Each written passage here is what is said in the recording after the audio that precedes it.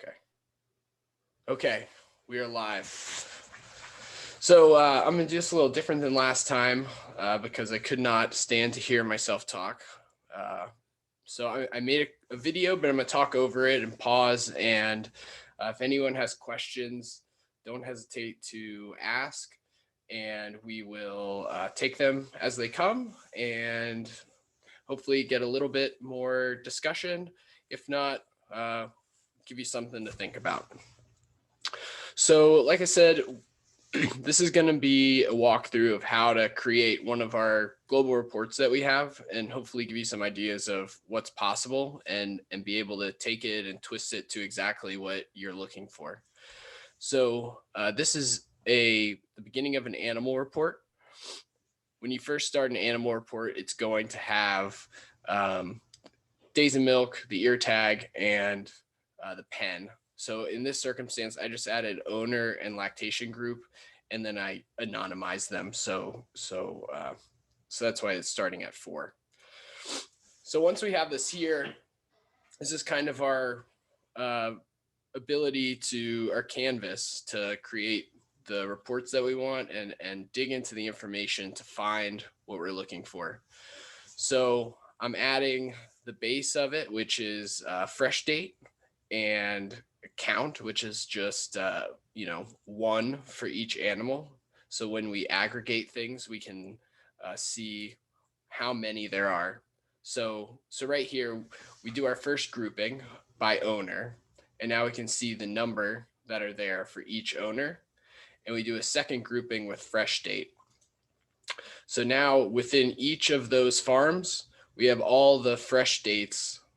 In this way, it is formatted so that it's year and month.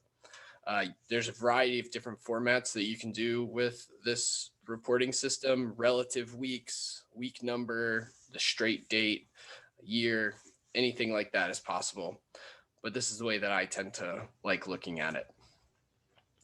So you can see how pushing those plus buttons lets you dig through the data a little bit more. And in this example, this was showing 3 levels.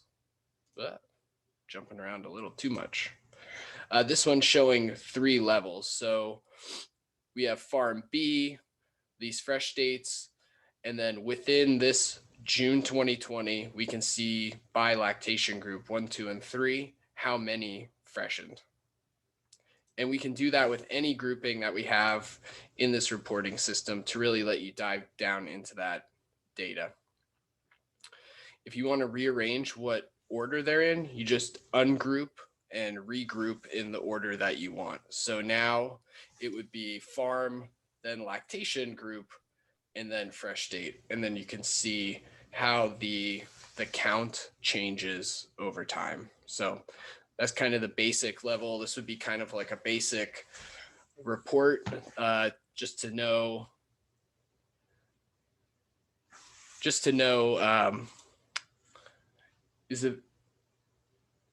can you hear me? Or I have a note that the video is muted. I just want to make sure everyone can hear me. Are we good, Clay? Terry can hear us. So if you're having any problems, just check your Zoom settings, go to mute, and just check that you have the right speaker selected. Thank you. So fantastic. So as we build this, you can build on some of these simpler reports. And that's kind of what we anticipate people doing with Bovi-Insights, is taking some pre-made reports and then building on from there, and realizing that you can take any foundation and get to what you're looking for shorter by using those pre-made reports as a starting point. So I'm going to show you how I build one or two of these items, and then I'll skip to the next stage, which I put in more of them, but I don't want to bore you with all that. So When you go to enter a new item, there's report items and then a formula. So the formula that I'm putting in here is saying that if there's a transition count, then to give it a value of 1. And if there is no count of a transition event, then it's a 0. So it's basically like yes, no, did they have a transition disease? And I add that in, let it calculate and load. And this is just showing you what the item by itself looks like. And this is saying the number of transition period health events. So this is metritis, retained placenta, milk fever, DA, etc.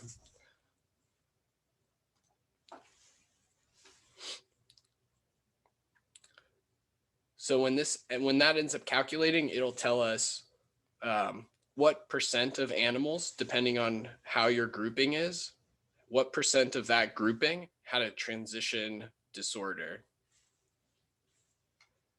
This next formula is going to tell us what percent of animals left the herd or were sold within 30 days. And so what it's saying is if there's a sold date, which it would only have if they were sold, and then it would go to the next stage if it does, and it would say, was the days in milk less than 30? Then 1, if not 0. And you can see me screwing up there, and it tells you when you screw up, so that's good.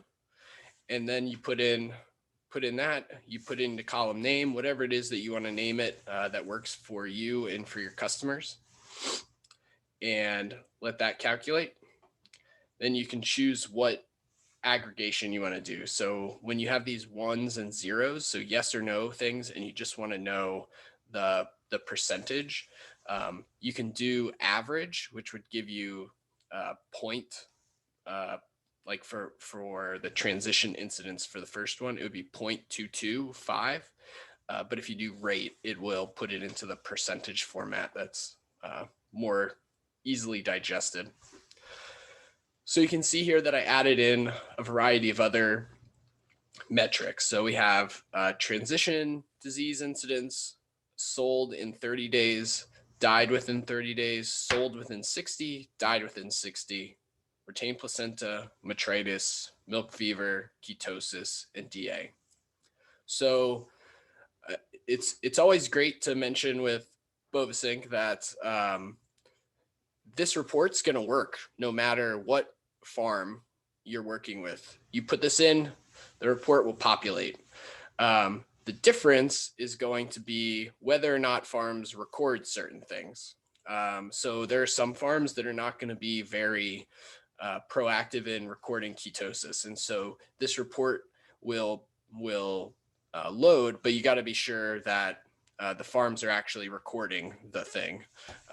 But just to be clear about that. So now you can see, okay, farm A, B, and C, what is the incidence of these different disease processes? And as we jump into each farm, you can see by fresh date, and you can track how things are improving or if it's improving or it's having problems over time. You can look at it by lactation group and really be able to dive into that data and figure out what are the things that are causing those problems. And it is important to note, like, I'm logged into multiple farms. So this is another cool aspect of BoviSync is you can be logged into multiple farms and then you compare farms against each other. You can aggregate them like I am here. So if I'm in a situation where I want to have, let's say I'm in industry of some sort. I work with 5-10 farms and they've given me access. And so I'm logging into 5 or 10 of those farms and I'm able to look at it by location, by owner, all those things, and break down, is someone over or underperforming, and what are the things that are driving that, and try to help the other customers that I work with. So now you can see by lactation group, and you get the kind of results that you would expect. You know, the 3+ lactation, you're going to end up with more disease incidents. You're more likely to be sold or die, as expected. You can see how these things change over time, like I was saying before.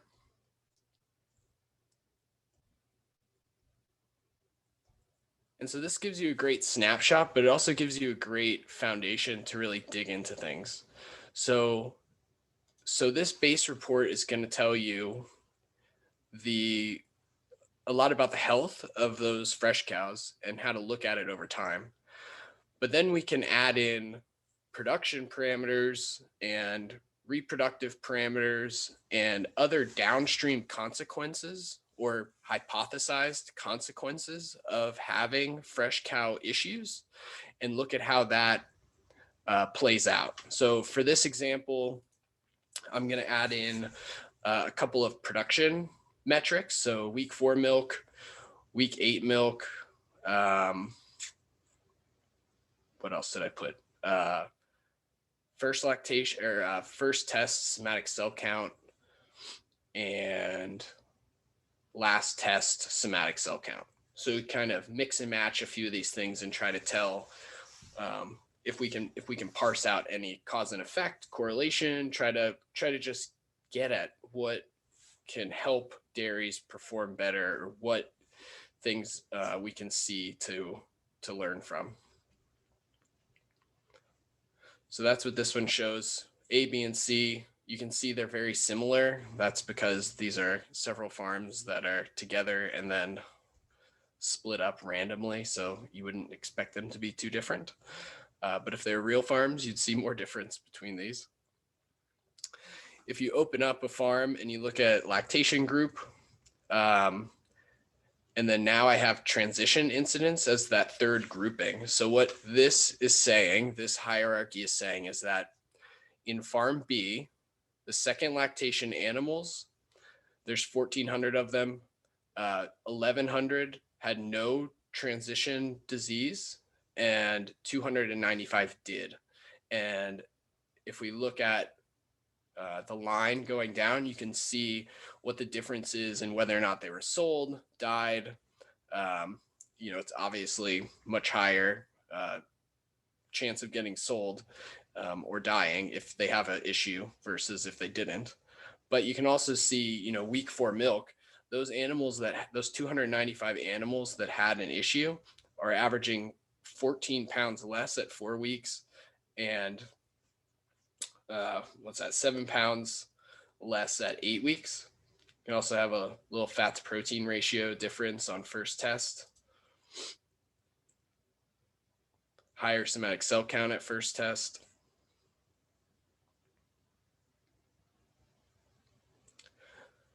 So we ungroup by farm and look at it as just one big picture. And we can see by lactation group, open them all up, look at how things trend out.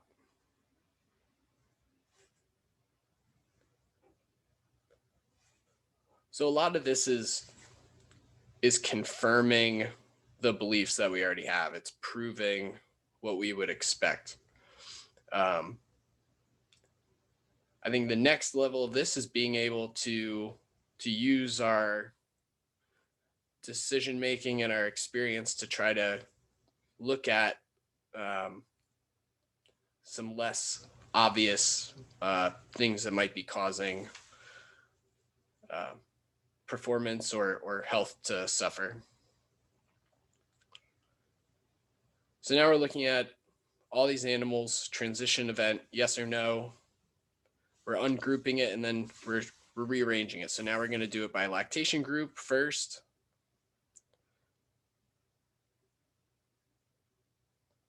Transition. Let's pause it.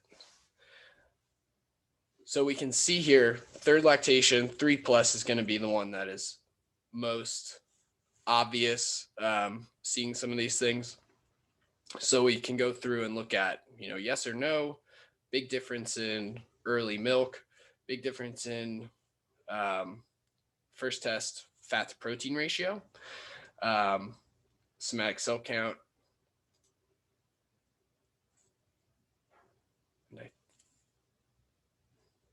Let me make sure. I think I have another column that comes up as well. Yeah, so these columns here are much like I did for the transition events or sold yes or no things.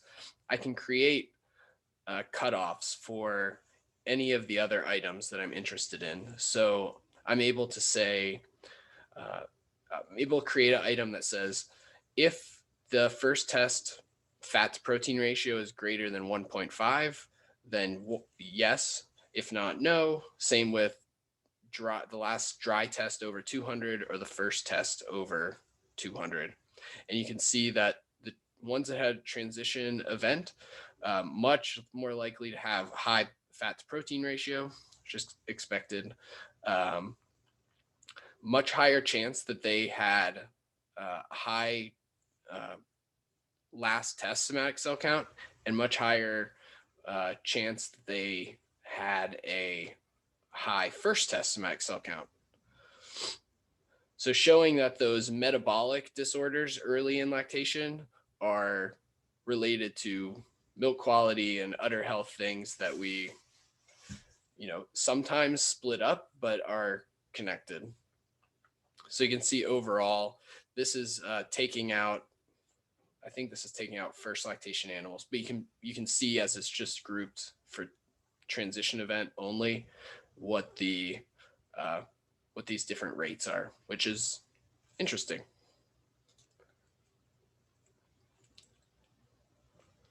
So you're probably thinking, if I have dry last test somatic cell count and first of the new lactation somatic cell count, that's probably like a 2x2 table that we're all aware of as far as milk quality stuff goes.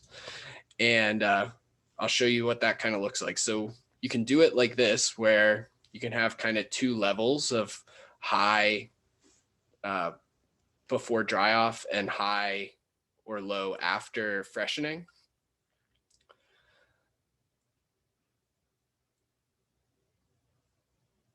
Or,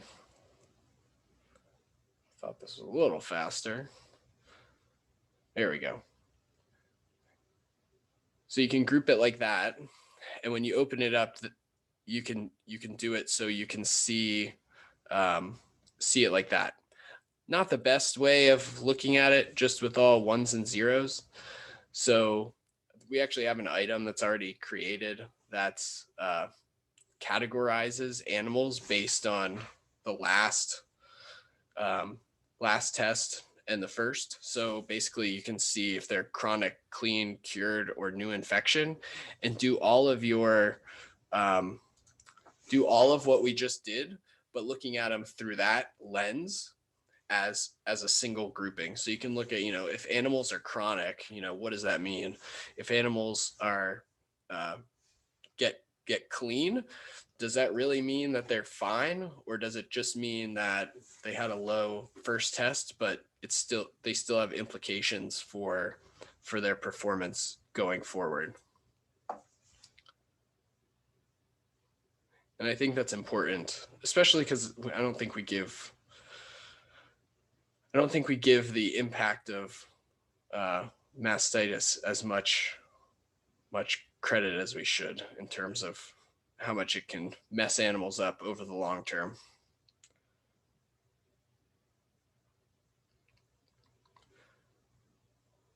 So we got some of this grouping. So basically, like, lots of grouping. You can group as much as you want, many, many levels deep. Take a step back and really be able to dig into kind of more marginal situations where there's smaller number of animals that meet certain criteria. But there's one side of that which lets you look at it from a analysis standpoint, and there's also the way of looking at that from figuring out what animals you want to get rid of or what animals you want to prioritize keeping or breeding in a particular way to a particular sire, something like that. So the last part of this that I thought was interesting, let's group this again. So I thought this was kind of interesting where, I think it was, yeah, here. So animals that had a high SMAC cell count prior to drying off had a much higher rate of having a transition disorder in the next lactation. And a lot of that was driven by much higher levels of ketosis, which I thought was pretty interesting, that that we know that like ketosis and some of the other transition issues are affected by issues in the previous lactation. So like there's a lot of stuff on lameness and lame cows being particularly at risk for things in the next lactation.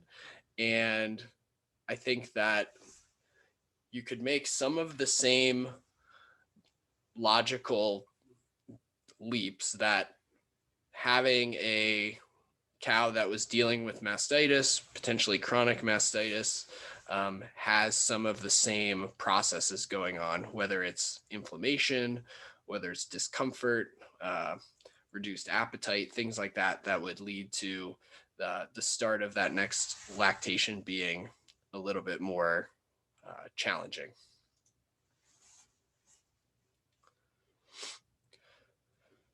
So that's kind of what this animal report looks like. And I know it's, I'm probably going fast, and I think that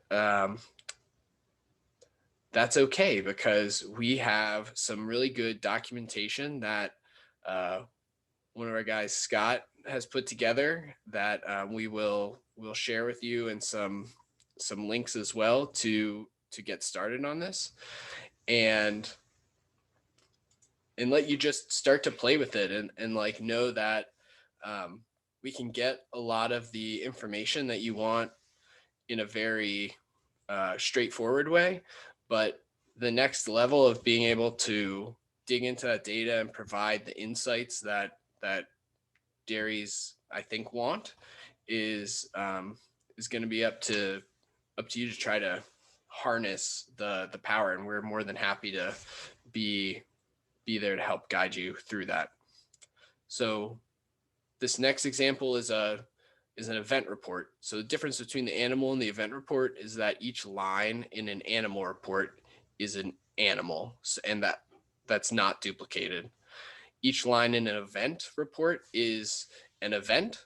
So you can have one animal that can have multiple events that will show up in this report. Yes, you can use days in milk at event.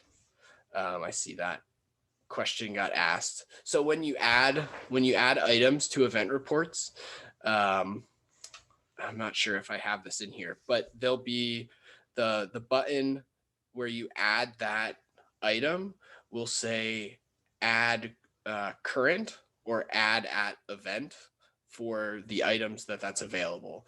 And so basically what that ends up looking like is if the event occurred at so like this days in milk right here would be at event. So if the days in milk at event was between 0 and 30 days, then it shows up in this report. If not, it doesn't. So that's how that would work. So this is a report where I'm looking at fresh events and treatment events. And just for animals between 0 and 30 days that it occurred, within the last 400 days that they had their fresh date, and that's the report date. And so what I wanted to look at here is something that will eventually be coming along at some point, but I think has some utility now, which is looking at basically like a use report of certain drugs or certain types of treatments. These specific event types are going to be standardized. So there's a lot more of them, but it's still not, it's not like a farm can enter anything they want. So you're not going to break the report no matter who you're working with on BoviSync. So when this report comes up, we have all the event types, freshen, and treatment. And within that, you can see all of the different types of treatments that are there. Obviously, most of these are going to be treatments for disorders early in lactation. There's some symptomatic treatments like hypertonic saline. There's propylene glycol, some dextrose, antibiotics, all that kind of stuff, right? There's a couple of repro things in there, not many. So you can see as you open it up, you can get a bunch of details about that event. We can add much more to it, but I wanted to keep it smaller for this example. So I had the fresh date. This is the fresh date relative to that event date.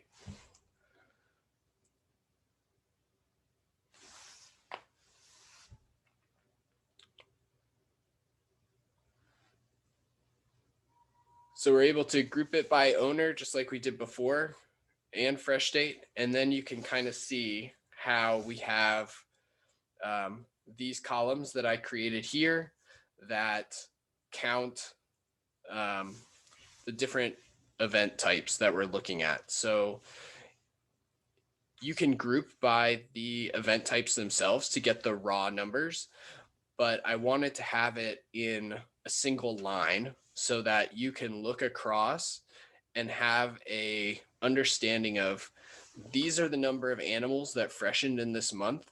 And then this was the amount of treatments that took place. This was the amount of antibiotics that were given.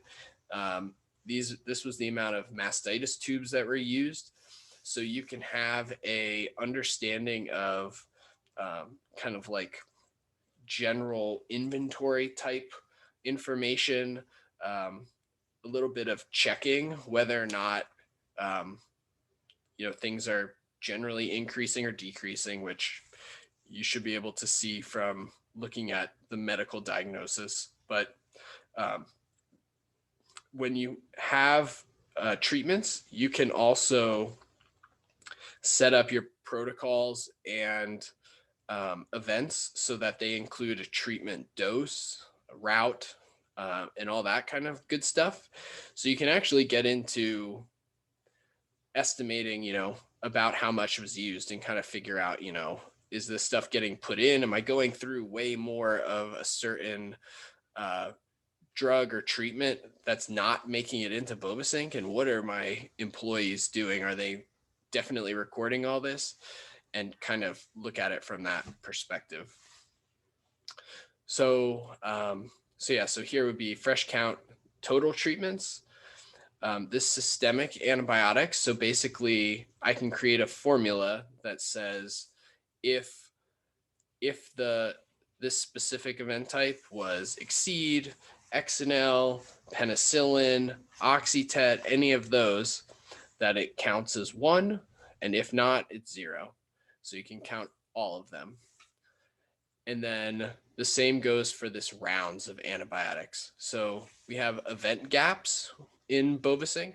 So basically, if an animal is given the same treatment 2 days in a row, there'll be an event gap of 1.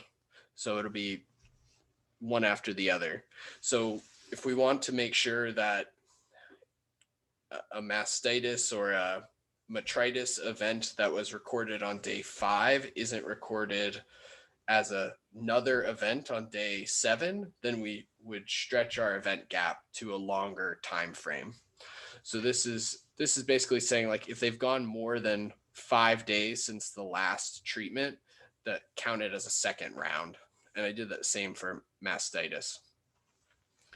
and you can kind of see what that looks like. So of the 771 animals that freshened in August of 2020, 266 doses or 266 treatments of antibiotics were given, and that was about 149 rounds. So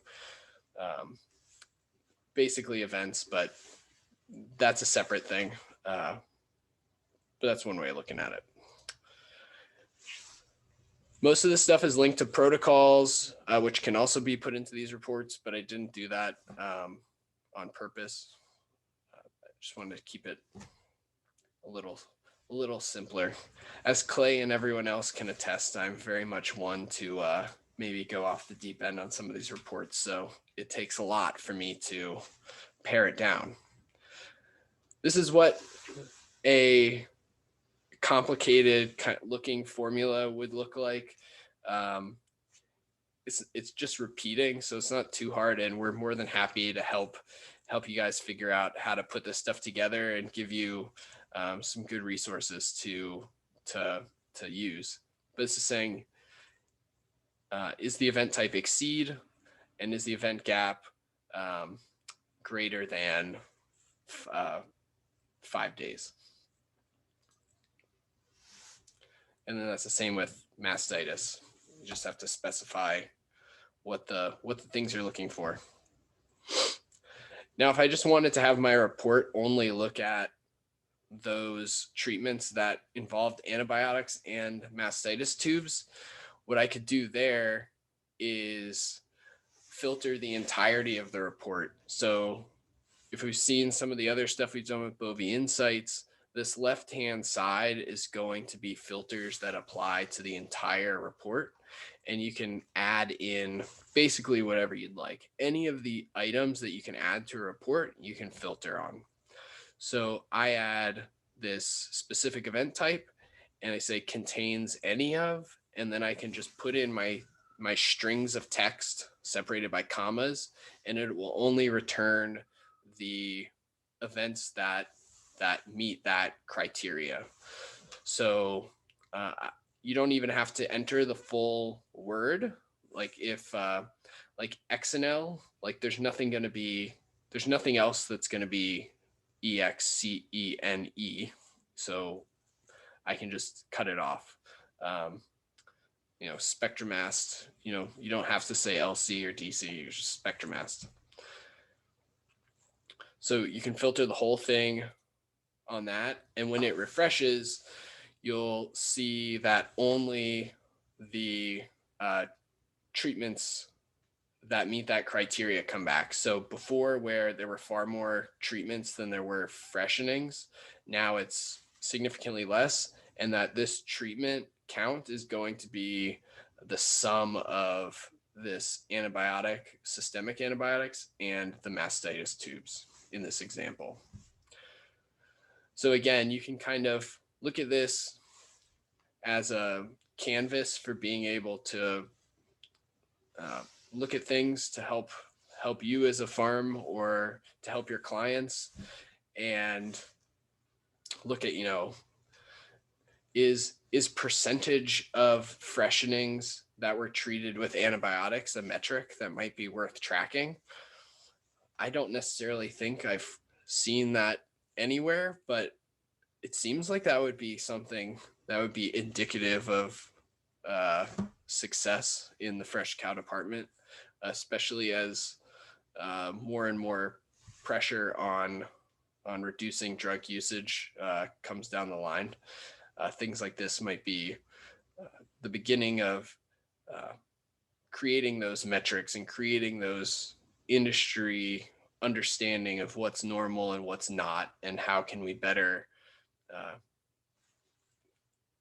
manage our dairies to minimize how many cows need treatment.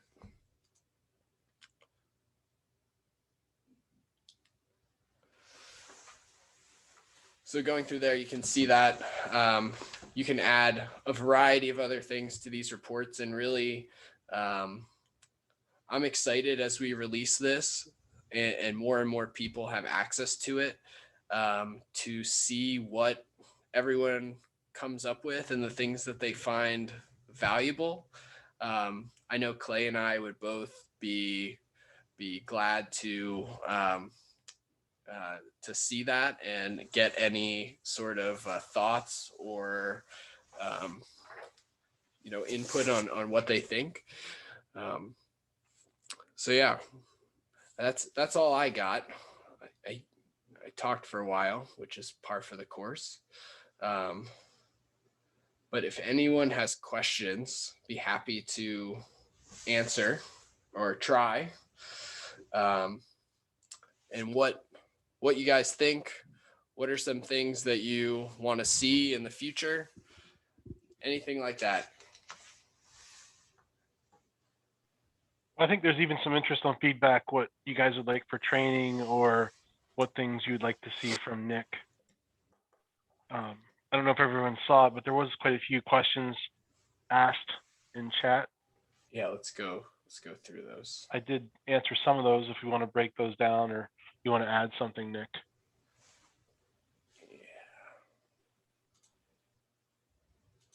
Oh yeah.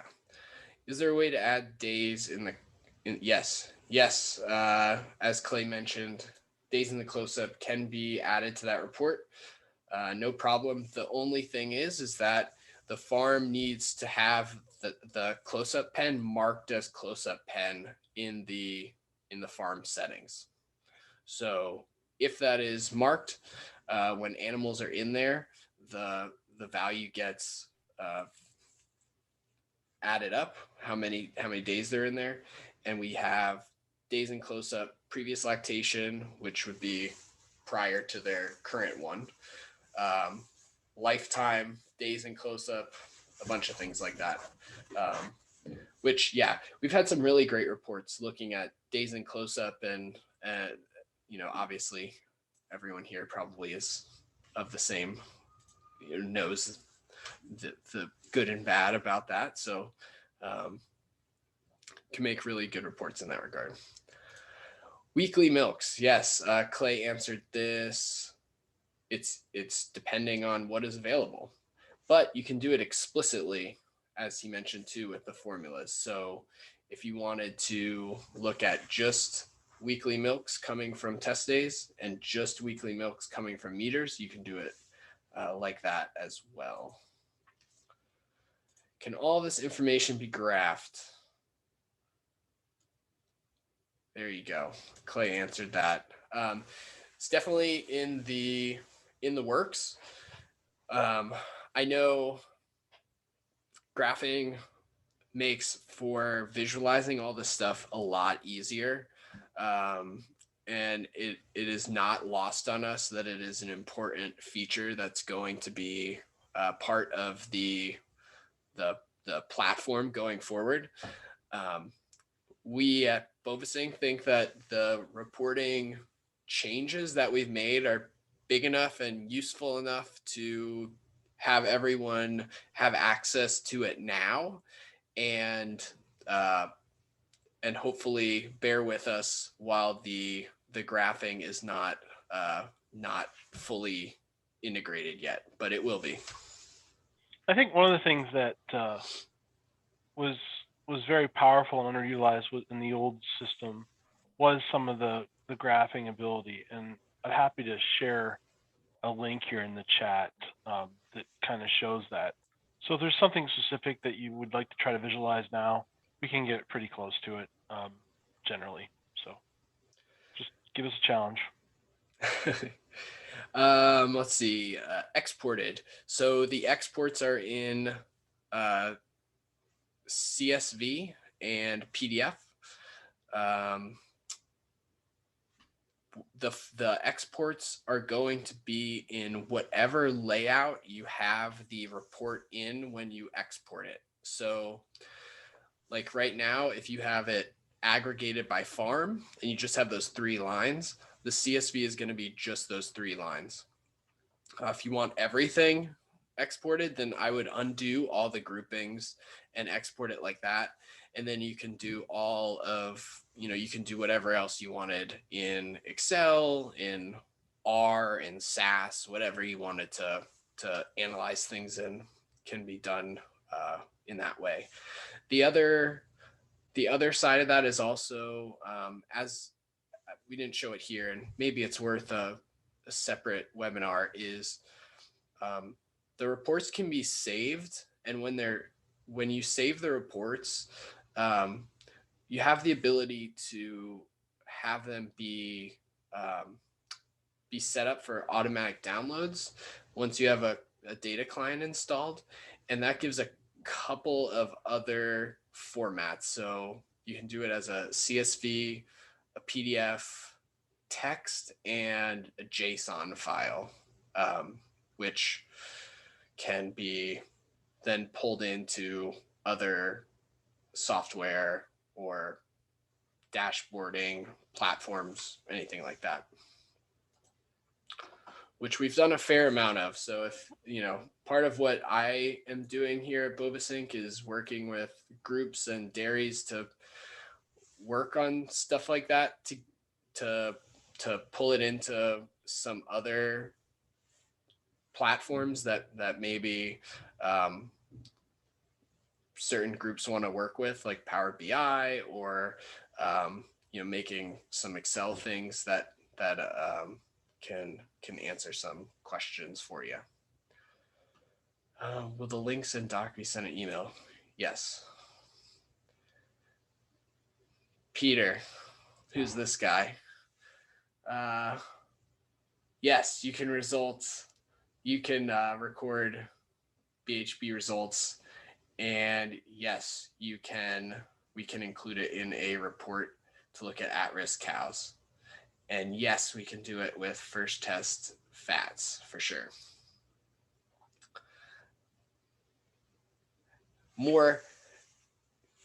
I like this kind of stuff because one of the papers I wrote when I was in vet school was looking at this on the Florida dairy unit had Affy Lab in their parlor, and so we looked at daily fat to protein ratio in fresh cows and whether or not it could be used as a screening or treatment, determining whether a cow got treatment for subclinical ketosis. And so I think that looking at a lot of that stuff is really interesting. Is there a way to see the prevalence of different first hoof diseases within 30 days in milk? Absolutely. But we can do it. So we don't have a set item at already, but as Clay mentioned, when you go into that formula entry and you scroll down just a little bit, they'll have a link to available formulas, and we have a whole page on our website that shows all the different formulas that are available. Don't hesitate to reach out with like if there are things that you use a lot that are really necessary for you, that will help get that looked at. And if it's something that is generally useful, we can add it as a pre-made item.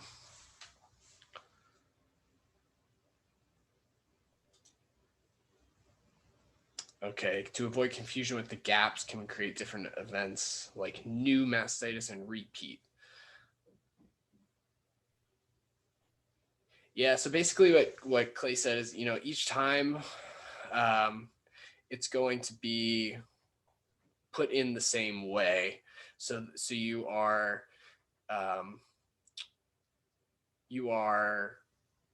have to look at event gap to some degree, but you can create a bunch of different filters to be able to look at it in that way. So if you have a clinical mastitis that has no event gap, you call that first mastitis. And if it has a second event gap, or if it has any value, then you'd probably want to set it over whatever the number is. So if you wanted to say after 10 days, that another mastitis event will be labeled as a second event, you can just create it like that and have that be your your item that you want to make a report on.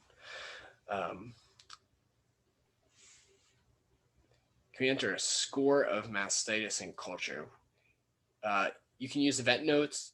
We have culture, so there's a milk culture event. So cultures can be inputted with all the information that you would expect for cultures. If it is a clinical mastitis and you wanted to give them a score as far as how severe it is, then yes, you can use event notes there, and you can pull up event notes as a column on the report, and you can group on that. So like if you have a consistent way of entering, you can make reports based on that as well. We filter all E. coli cases. Yes. As Clay said, the key is making sure that you have things entered. Like a lot of what we do at BoviSync is making sure that things are standardized and that there isn't as much freedom to just enter whatever you want and misspell things and make it difficult to have interoperability between different farms. So, as long as things are entered in a consistent way, you can do all that reporting. How is this better than Report Wizard? Should I bring up Report Wizard? I think the big thing with Report Wizard, and this was my experience when I was out in the field more, was it was very slow because you created a report and then you fetched it and then you realized you wanted to add in a different column or you wanted to do something else. And then you had to refresh it all over again, which took a long time. Not to mention the fact that if you wanted to rearrange columns, it was like pulling teeth because you had to redo the whole thing. In here, which wasn't necessarily shown, is you can drag the columns where you want on the report. You can aggregate, you can do multiple layers that you couldn't do previously. Each column loads separately, so you can add columns as other columns are still loading. So that makes it a lot snappier in terms of getting to the information that you're interested in. And what I find really useful is being able to do a lot of these formulas and be able to group things in ways that you couldn't do previously and answer questions that just weren't possible before because you couldn't interact with it as much. I think it's that interaction, Nick, that makes the big difference.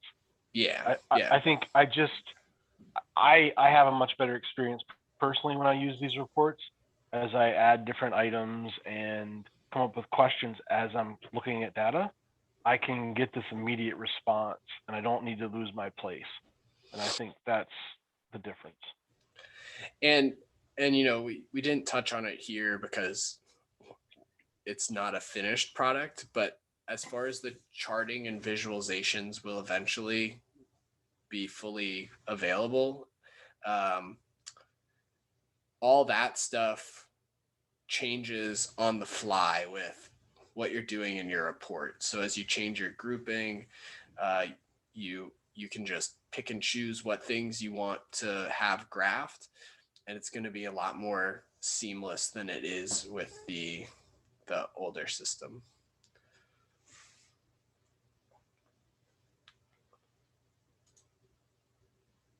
Okay, I think that's all the questions. If anyone wants to ask more, don't hesitate. If not here, you can always send us an email, and I'd be happy to try to help you out. Hopefully, you find this exciting. If not exciting, maybe intriguing. But I think that it really is is a step forward for being able to do a lot of this reporting, and be able to get information for farms and to make better decisions, both on a individual farm basis, like making lists and making decisions on animals becomes pretty cool with this. So you don't have to go through every cow card necessarily. And for people that work with multiple farms to be able to log on to all of them at once, and be able to get a lot of that value of bigger data sets.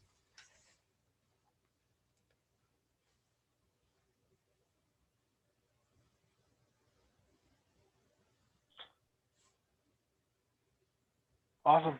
Thanks everyone for coming today. Yes, and we will take, maybe Clay, should we send out a survey for who we should try to get on Cameo? I think if we can get more than like 100 votes for somebody, we should pay someone on Cameo to record something for us. 100 votes for somebody on Cameo. Yeah, we should make that. Okay. Okay. Thanks everyone.